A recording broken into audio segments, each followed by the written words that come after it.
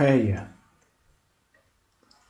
O desespero, uma espécie de raiva muda, sustentaram-me enquanto eu estive trabalhando no computador. Agora dominado pelo cansaço, nem mesmo podia lembrar como arriar uma cama mecânica. Esquecendo de afastar as cintas, pendurei-me na alavanca com todo o meu peso. O colchão caiu em cima de mim. Tirei minhas roupas, atirei-as para longe de mim. Depois desabei sobre o travesseiro, sem nem ao menos dar-me ao trabalho de enchê-lo adequadamente. Adormeci com as luzes acesas. Reabri os olhos com a impressão de ter dormido apenas alguns minutos. O quarto estava banhado em uma luz vermelha opaca. Estava mais frio e eu senti-me refrescado. Fiquei deitado ali, as roupas de cama empurradas para um lado, completamente nu. As cortinas estavam entreabertas e lá na direção oposta a mim, ao lado da vidraça iluminada pelo sol vermelho, havia alguém sentado. Era a Réia. Ela estava vestida com maiô branco, tecido bem esticado sobre seus seios. Estava sentada, com as pernas cruzadas. Seus pés estavam descalços. Imóvel, inclinado sobre os braços bronzeados de sol, seus olhos encaravam-me sob os cílios negros. Réia, com seus cabelos negros penteados para trás. Durante um longo tempo fiquei deitado ali, pacificamente, respondendo ao seu olhar. Meu primeiro pensamento foi tranquilizador. Eu estava sonhando e era ciente que estava sonhando. Contudo, eu teria preferido que ela não estivesse ali. Fechei os olhos e tentei livrar-me do sonho. Quando os reabri de novo, a Réia ainda estava sentada à minha frente. Seus lábios levemente espichados, um dos seus hábitos, como se ela estivesse prestes a assoviar. Mas sua expressão era séria. Pensei em minhas especulações recentes a respeito do sonho. Ela não havia mudado desde o dia em que a vira pela última vez. Ela era então uma moça de 19 anos. Hoje ela estaria com 29. Mas evidentemente o morto não muda. Eles permanecem eternamente jovens. Ela continuou a encarar-me com uma expressão de surpresa em seu rosto. Pensei em atirar alguma coisa nela, mas mesmo em um sonho eu não poderia induzir-me a causar mal em uma pessoa morta. Murmurei. Pobre menininha, você veio me visitar? O som de minha voz me assustou. O quarto, Réia, tudo parecia extraordinariamente real. Um sonho tridimensional, colorido, em meios tons. Vi vários objetos no chão que eu não havia percebido quando fui para a cama. Quando eu acordar, disse para mim, verificarei se essas coisas ainda estão por lá ou se, como Réia, eu somente as havia visto em um sonho. Você tenciona ficar por muito tempo? Perguntei, percebi que estava falando muito baixo, como se estivesse com medo de que qualquer outra pessoa escutasse. Por que preocupar-me com intrometidos em um sonho? O sol erguia-se no horizonte, um bom sinal. Eu havia ido para a cama durante um dia vermelho, que deve ter sido sucedido por um dia azul, seguido por um outro dia vermelho. Eu não havia dormido 15 horas de uma vez só, portanto aquilo era um sonho. Tranquilizado, olhei para a Réia mais detalhadamente. Sua silhueta estava projetada contra o sol. Os raios escarlates lançavam um brilho na pele lisa de sua face esquerda e a sombra dos seus cílios caía sobre o rosto. Como era bonita! Mesmo em sonho, a memória que tinha dela era estranhamente precisa.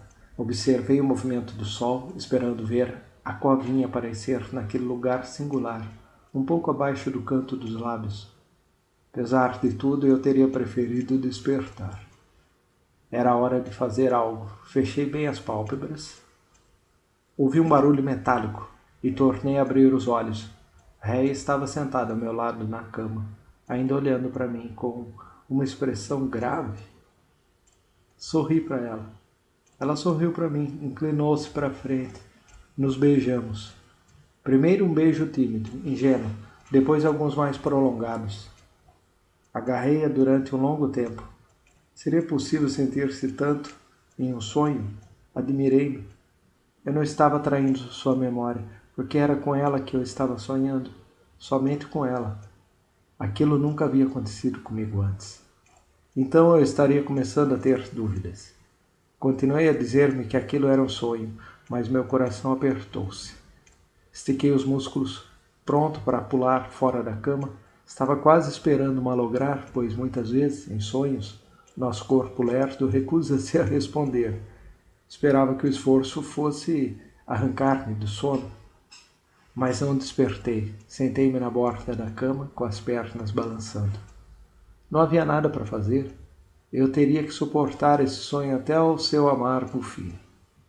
Dissipou-se minha sensação de bem-estar. Estava com medo. O que? Perguntei, limpei a garganta. O que é que você quer? Tateei o chão com meus pés descalços, procurando um par de chinelos. Bati acidentalmente o lado do pé contra uma borda pontiaguda e abafei um grito de dor. Isso me despertará, pensei com satisfação, ao mesmo tempo em que me lembrava que não tinha chinelo algum. Mas ainda assim ele continuou. Ray afastara-se e estava recostada aos pés da cama. Sua roupa subia e descia ligeiramente com sua respiração. Ela me observava com interesse calmo. Rápido pensei, um banho de chuveiro. Mas então compreendi que em um sonho, um banho não iria interromper meu sonho. De onde você veio? Ela pegou minha mão e, com um gesto que eu conhecia muito bem, atirou-a para cima e agarrou-a de novo. Depois brincou com os meus dedos. Não sei, respondeu ela. Você está zangado? Era a voz dela, aquela voz familiar, de tom baixo, levemente sonhadora, e aquele ar de quem não se preocupa muito com o que está dizendo, de quem já está preocupado com alguma outra coisa qualquer. As pessoas costumavam julgá-la sem cerimônias, até mesmo rude, porque a expressão de seu rosto raramente mudava de uma vaga perplexidade. Alguém viu você? Não sei. Cheguei aqui sem nenhum problema. Cris, por que isso é importante? Ela ainda estava brincando com meus dedos, mas agora seu rosto ostentava uma expressão séria. Réia, o que, meu querido? Como você soube onde eu estava? Ela refletiu. Um sorriso largo revelou seus dentes. Não tinha a menor ideia. Puxa, não é uma coisa doida? Quando entrei você estava dormindo. Não despertei, pois você se zanga facilmente. Você tem um péssimo temperamento. Ela apertou minha mão. Você foi lá embaixo? Sim, estava tudo gelado. Eu saí correndo. Ela soltou minha mão e tornou a deitar-se. Com os cabelos caídos para um lado, ela me olhou com aquele meio sorriso que irritara-me antes de cativar-me. Mas, Réia, gaguejei. Inclinei-me sobre ela e dobrei a manguinha de seu vestido. Ali, bem em cima de sua marca de vacina, havia um sinal vermelho, a marca de uma agulha hipodérmica. De fato, não fiquei surpreso, mas meu coração deu um salto. Toquei a marca vermelha com os dedos.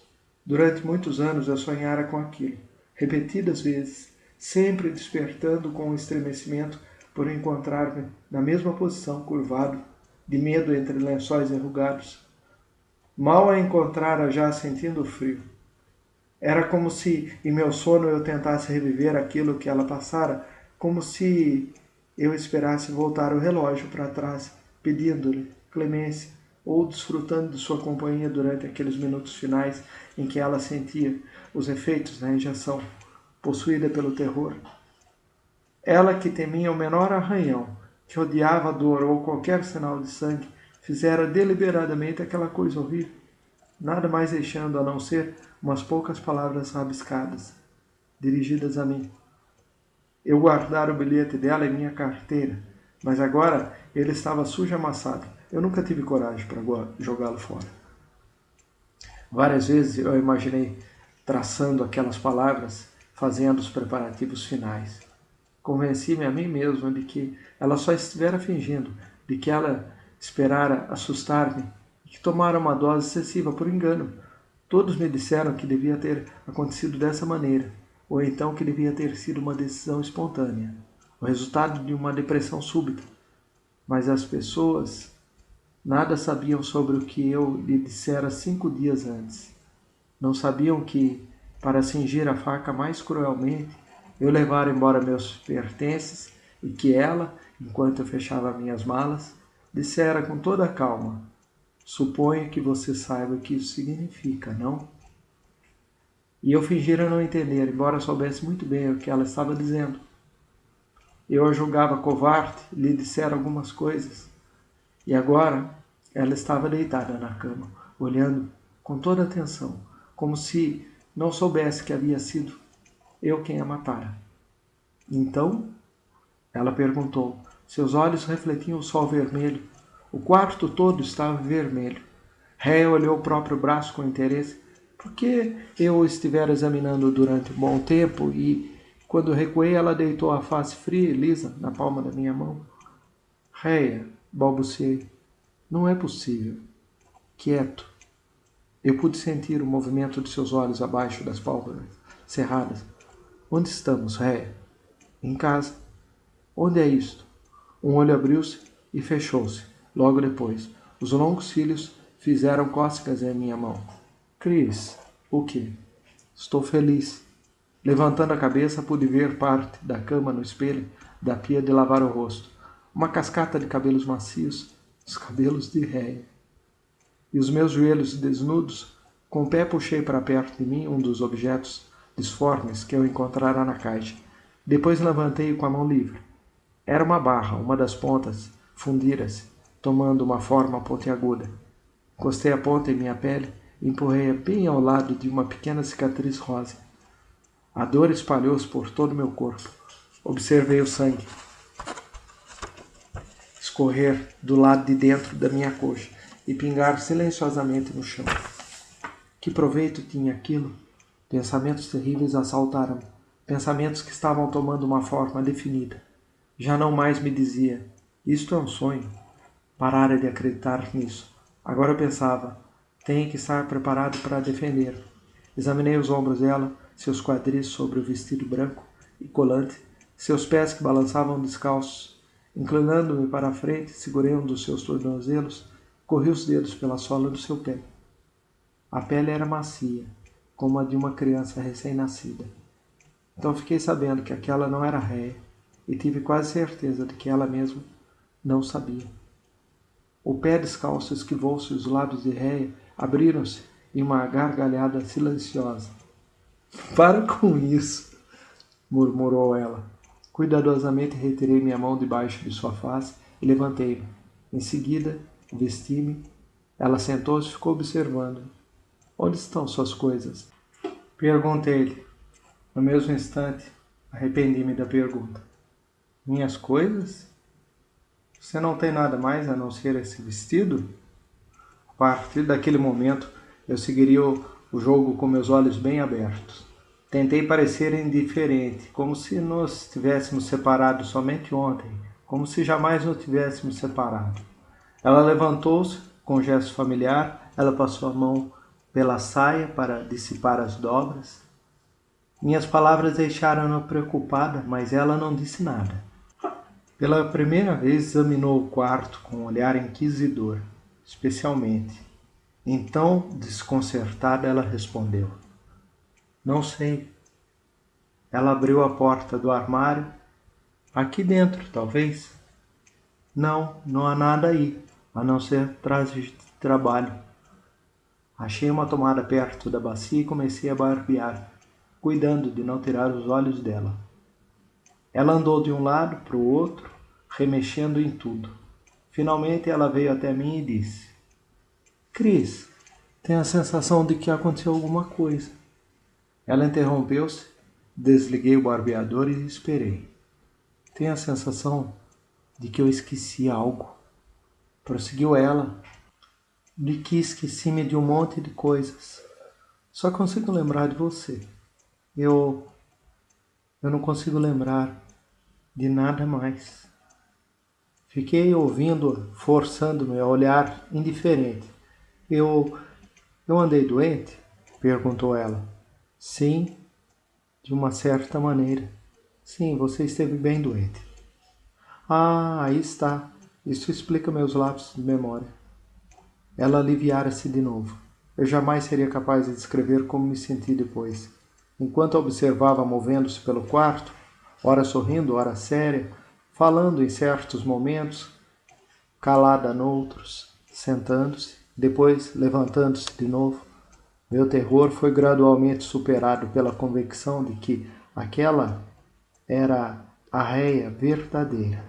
Estava ali no quarto comigo, embora minha razão me dissesse que ela parecia estilizada de alguma maneira, reduzida a certas expressões, gestos e movimentos característicos. De repente, ela agarrou meu braço. Cris, o que está acontecendo conosco? Ela apertou os punhos contra meu tórax. Tá tudo bem? Há alguma coisa errada? As coisas não podiam estar melhor. Ela deu um sorriso lânguido. Quando você me responde desse jeito, significa que dificilmente as coisas podiam estar pior. Que absurdo. Eu disse apressadamente. Réia, minha querida, devo deixá-la. Espere-me aqui. E como senti-me extremamente faminto, acrescentei. Você gostaria de comer alguma coisa? Comer? Ela balançou a cabeça. Não. Terei que esperar muito por você. Somente 1 hora. Vou com você. Você não pode vir comigo. Tenho trabalho para fazer. Vou com você. Ela mudara. Aquela não era réia de maneira nenhuma. A verdadeira réia nunca se impôs. Jamais teria forçado sua presença a mim. Impossível, meu anjo.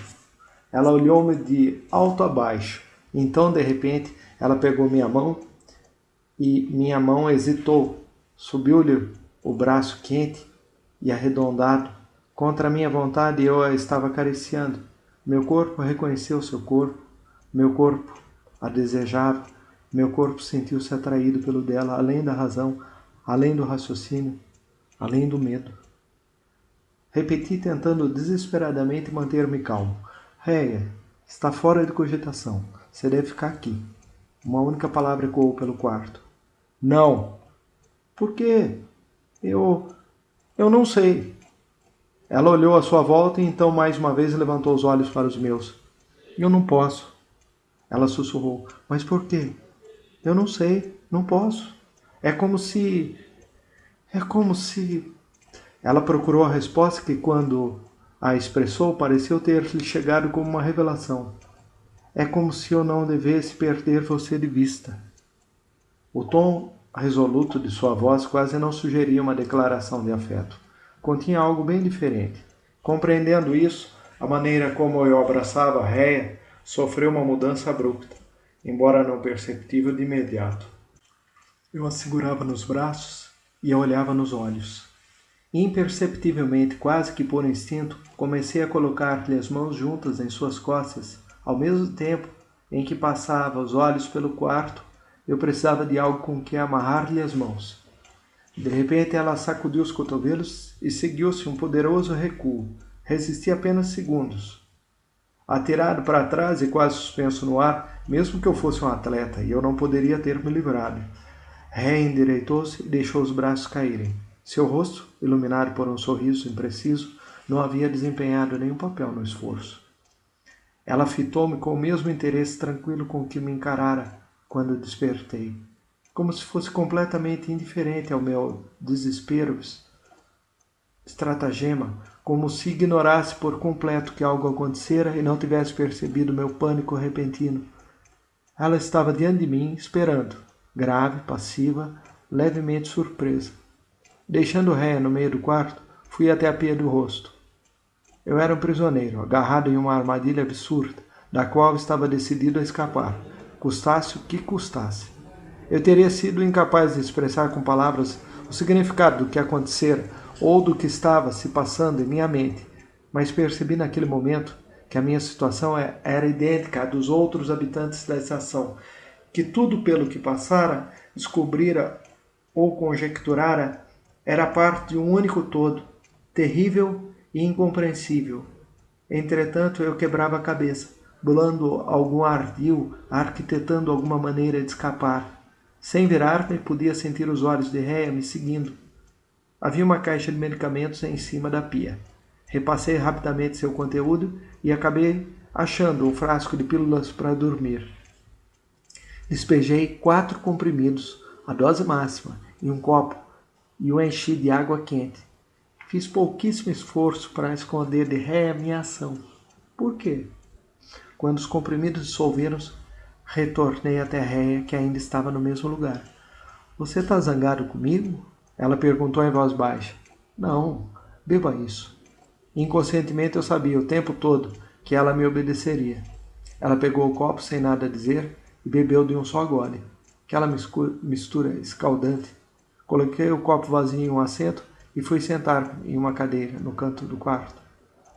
Réia juntou-se a mim, acocorando-se no chão à sua maneira habitual, com as pernas dobradas debaixo do corpo e jogando os cabelos para trás. Eu já não tinha mais nenhuma ilusão. Aquela não era Réia. E mesmo assim, eu reconhecia todos os seus gestos habituais. O pavor dominou-me, e o que era mais terrível era o fato de que devia continuar enganando-a, fingindo tomá-la por Réia, enquanto ela mesma acreditava sinceramente que era Réia.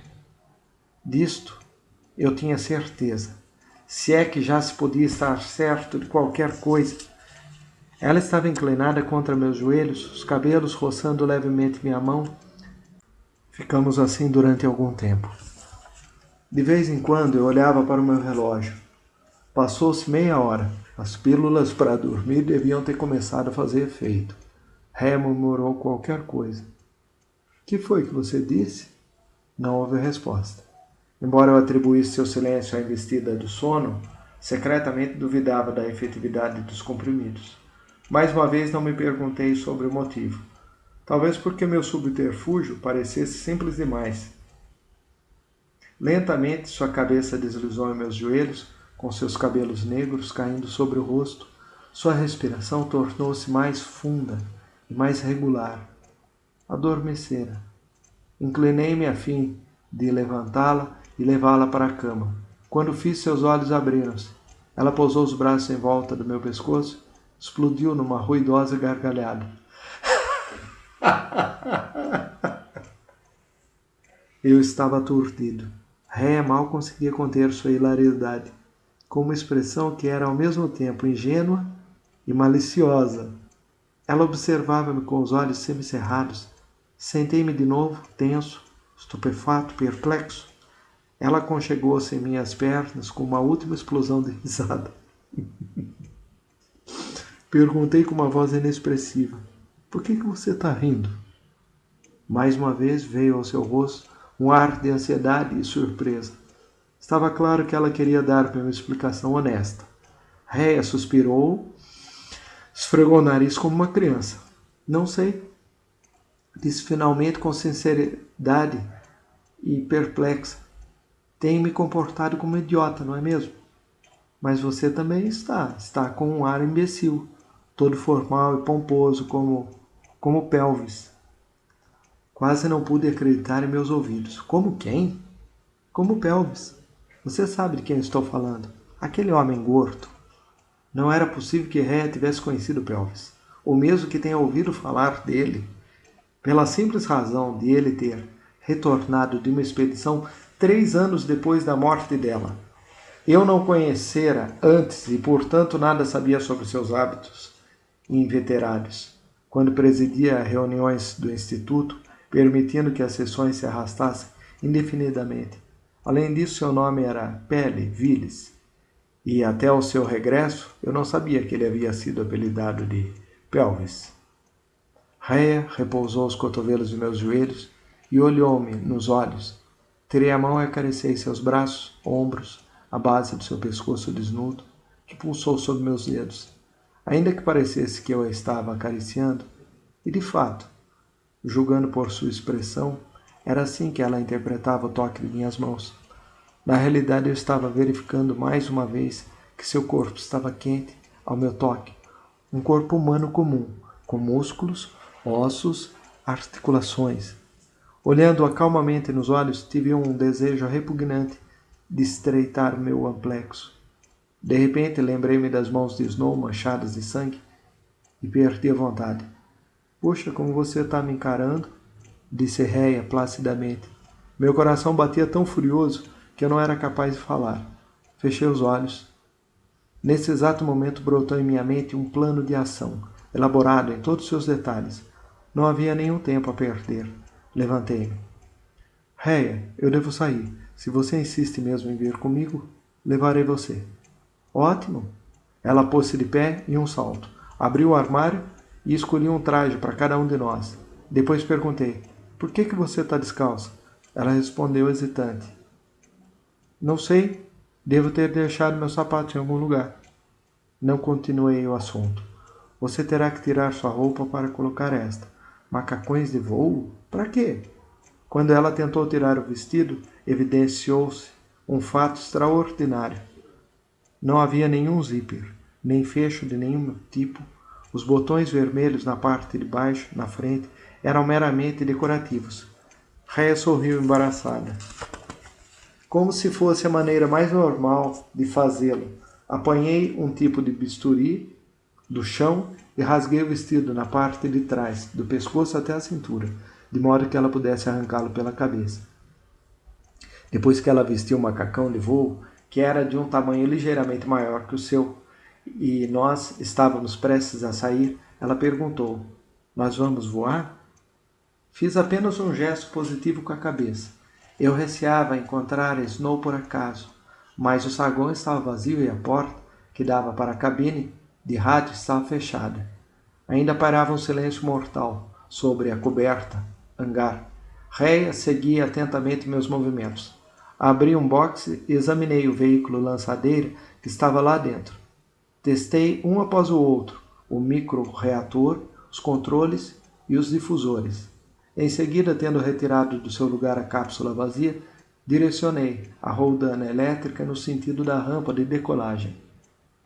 Eu escolhera uma pequena lançadeira usada para transportar suprimentos entre a estação e o satélite, uma das que normalmente não transportava pessoas, já que não abre por dentro.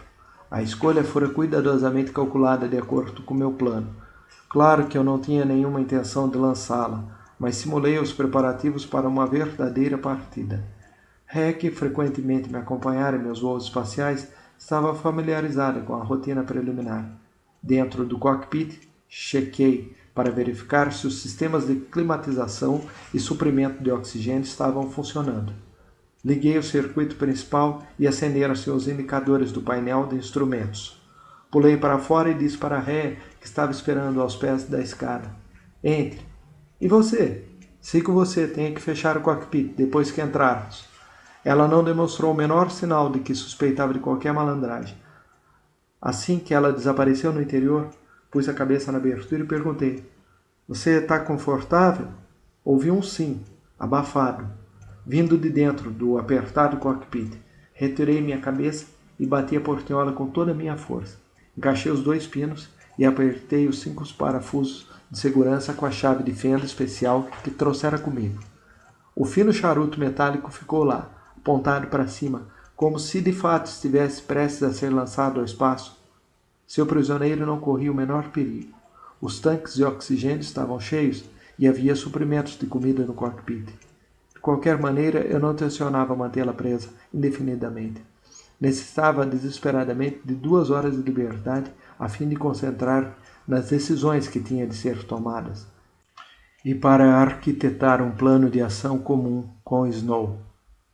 Quando eu estava apertando o penúltimo parafuso, senti uma vibração no dormente tridentado que sustentava a base de lançadeira. Pensei que eu devia ter afrouxado o suporte quando manipulava apressadamente a pesada chave de fenda, mas quando dei um passo para trás para olhar, fui saudado com um espetáculo que, espero, nunca mais tenha que ver em minha vida. O veículo inteiro tremia, sacudindo de dentro como se fosse por alguma força sobre-humana. Nem mesmo um robô de aço poderia ter provocado um tremor convulsivo como aquele em uma massa de 8 toneladas e isso quando a cabine só levava uma frágil moça de cabelos negros. Os reflexos das luzes tremiam nos lados brilhantes da lançadeira. Eu não podia escutar os golpes. Nenhum som, qualquer que fosse, vinha de dentro do veículo, mas os suportes distendidos vibravam como arames esticados. A violência das ondas de choque era tal qual que eu tinha medo que o andaime inteiro desabasse. Apertei o último parafuso com a mão trêmula, atirei para baixo a chave de fenda e saltei da escada. Quando me retirava lentamente, notei que o amortecedor, desenhados para resistir a pressões contínuas, vibravam com toda a fúria. Tive a impressão que a fuselagem externa da lançadeira estava se franzindo. Freneticamente corri ao painel de controle e levantei com ambas as mãos a alavanca de partida. Ao fazê-lo, o sistema de comunicação conectado ao interior do veículo emitiu um som penetrante. Não um grito, mas um som que não continha a menor semelhança com voz humana, no qual, contudo, eu mal podia decifrar meu nome, repetindo inúmeras vezes: Chris, Chris, Chris, Chris. Ataquei os controles com tanta violência, atrapalhado pela pressa, que meus dedos machucaram e sangraram. Uma pálida luz azulada, como a de um amanhecer fugidio, iluminou as paredes. Nuvens espiraladas de poeira vaporosa moviam-se em círculo em volta da rampa de lançamento. A poeira converteu-se em uma coluna de ferozes centelhas, e os ecos do ruído trovejante abafaram todos os outros barulhos. 3 labaredas que, instantaneamente fundiram-se em um único pilar de fogo, levantaram a nave que subiu através da clarabóia aberta na cúpula, deixando atrás uma cauda brilhante que ondulava no ar enquanto gradualmente se dissipava. Postigos deslizaram sobre a clarabóia e os ventiladores automáticos começaram a se embeber com a fumaça acre que se elevava em volta do saguão. Somente mais tarde lembrei-me de todos esses detalhes. Naquele momento eu mal sabia o que estava fazendo. Agarrando o painel de controle, com feroz calor queimando meu rosto e chamuscando meu cabelo, engoli o ar acre com cheiro de uma mistura de combustível queimado e ozônio desprendido pela ionização. Instintivamente, eu fechara os olhos no momento da decolagem, mas o resplendor penetrara minha pálpebra. Durante algum tempo, não consegui ver nada a não ser espirais negras, vermelhas e douradas, que pouco a pouco desapareceram. Os ventiladores continuaram a zumbir. E, aos poucos, o ar desanuviou-se da fumaça e da poeira. O brilho verde do vidro do radar atraiu meus olhos. Minhas mãos voaram pelo controle quando comecei a procurar a nave. No momento em que a localizei, ela já estava voando acima da atmosfera. Eu jamais lançara um veículo de tal maneira cega e impensada, sem velocidade nem direção pré-fixadas. Eu nem mesmo conhecia seu raio de ação e estava com medo de provocar um desastre de dimensões imprevisíveis. Julguei que a coisa mais fácil a fazer seria colocá-la em órbita, estacionar em volta de Solaris e depois deslizar os motores. Verifiquei nas mesas que a altitude necessária seria de 725 milhas. Claro que não havia nenhuma garantia, mas eu não via nenhuma outra medida ao meu alcance. Não tinha coragem para ligar a comunicação interna que fora desconectada na decolagem. Não suportaria expor-me mais uma vez ao som daquela voz terrível que já não mais se assemelhava em nada à voz humana.